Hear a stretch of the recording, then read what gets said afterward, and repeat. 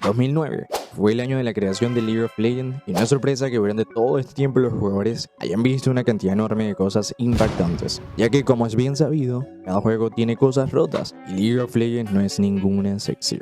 Al punto de tener no solo campeones rotos por sus daños, sino también por los bugs anormales. Por eso hoy vamos a irnos a las antiguas épocas y así descubrir algunos de los champs más rotos. Vayamos unos años al pasado, tampoco tanto como para ver la creación prime del juego, sino a una época que marcó a toda una generación. En plena pandemia salió uno de los campeones que puso a temblar a muchos jugadores. En el 2021 saldría Viego, el papucho, de las mentes inspiradoras de Riot, el cual venía con habilidades muy novedosas y todos sabemos que cada vez que Riot intenta innovar es porque se aproxima el permaban del champ y el permanerf hasta dejarlo en la basura. Más allá de que Viego salió sumamente roto y fácil de usar, porque hasta un bronce sacaban manos. Me llegó con el mejor hype del mundo, prometiendo demasiado gracias al evento de la niebla. Esto junto a Will Reef, una bomba en su tiempo, lo que dio aún más fuerza a Viego y traumas a quienes lograron ver cómo remontaba. El caso con Viego es que venía plagado de errores: derribar torres, de un golpe, teletransportarse y un sinfín de cosas por culpa de su ulti novedosa, la cual permite a Viego convertirse en el enemigo que pasó a mejor vida. La cosa es que podías estar ganando la teamfight, pero si un aliado tuyo veía la pantalla gris, era suficiente motivo para que Viego comenzara su secuencia de regeneración. Como era inmune a todo, solo te quedaba observar cómo iba por ti. No importaba si se transformaba en Soraka, lo que importaba era que Soraka se había muerto para darle el cuerpo a Viego. Estaba tan roto que fue desactivado 3 veces el mismo año. Y es algo que se agradece, ya que Viego se metió incluso a carriles ajenos a la jungla y tenía muy buen sustain. Otro caso fuerte de un champ sumamente roto es el de Samira. Salida del horno en el 2020 fue la razón por la que muchos tiradores volvieron a jugar la línea de ADC. Porque este año fue uno de los más aburridos si hablamos de ítems. Llegó el gran ajuste a la jerarquía de objetos. Resumidamente hacía que medio mundo de tiradores compraran los mismos ítems sin dar versatilidad a las builds, volviendo a la línea sumamente aburrida mientras los objetos de mago estaban en su prime. Samira fue ese respiro para los ADC, les dio la esperanza que podían remontar y la excusa perfecta para jugar de cara contra el rival y recibir flameos de su equipo.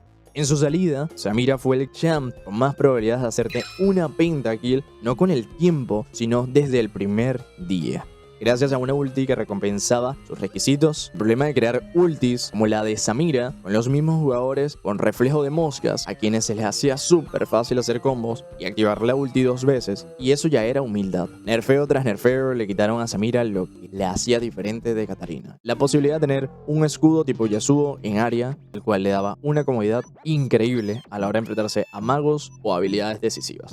Actualmente le han quitado mecánicas a Samira, no daño, ya que los nerfeos llegaron al punto de eliminar pasivas antiguas de sus habilidades, como la posibilidad de atravesar aliados, limitando así los combos que podía hacer junto a su equipo. Siguiendo con la cadena de tiradores que querían hacerse pentakills, está el caso visto en el 2019 llamado Aphelios, posiblemente uno de los champs a los que Riot menos fe le tenía en cuanto a win rate, y nada más lejos de la realidad. Tuvo un 40% de win rate en su salida, pero eso fue por la enorme cantidad de innovación que Riot metió en ese tiempo. Aún así superó a Yuumi, quien tenía uno del 22%, así que no le fue tan mal. Aphelios no tiene habilidades que se suban de nivel, lo que le daba una cantidad de escalado y penetración porcentual anormal, derritiendo tanques. Estaba sumamente roto y era mega versátil siempre y cuando tuvieran las armas adecuadas para hacer combinaciones potentes, al punto de que esta DC era visto en su prime en el mid game, donde una R veías como explotaban todos los bots con barras rojas del equipo rival. Esto lo volvió otro sujeto de pentakills y un baneado frecuente en competitivo. Es difícil innovar en ADC porque dependemos de los ataques básicos y sus habilidades deben girar en torno a ellos. Esto puede volverse genérico o potenciarlos de manera normales. Se les dan habilidades como si fuesen magos, y eso fue exactamente lo que pasó con Aphelios. Podía regenerar vida de forma absurda, tener DPS, stun y rango, todo si dominabas bien las armas. Riot lo nerfeó hasta el punto actual, donde se sigue usando incluso en competitivo, pero más para farmear aura. Un caso parecido al de Azir, donde muchos se quejan de la cantidad de nerfeos aplicados y aún así lo siguen usando. Incluso cuando su win rate ronda del 47% y un simple champ de pokeo lo obliga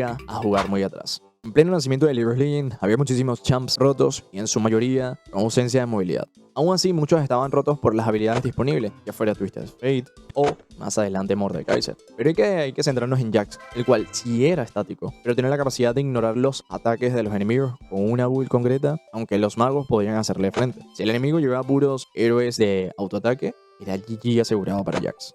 Incluso meterse al nexo era pan comido, dejando un legado para quienes lo vieran. Después de semejante ruptura de neuronas en los jugadores, le cayó un rework que lo nerfeó.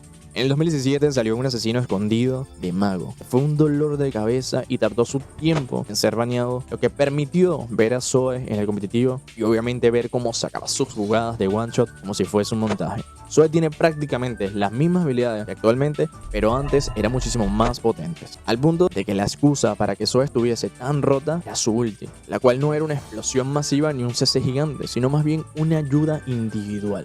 El problema es que esa ayuda era demasiado buena, al punto de que podía dormir al rival 2 veces gracias a sus enfriamientos cortos. Pero por lo general ni siquiera necesitaba dormirlo, porque los mataba igual. Y cuando sí lo hacía, era kill asegurada. Zoe no permitía respuestas alguna del rival, y eso era una de las cosas más frustrantes que traía consigo. ¿Y si tuviera una pistola que disparara otras pistolas?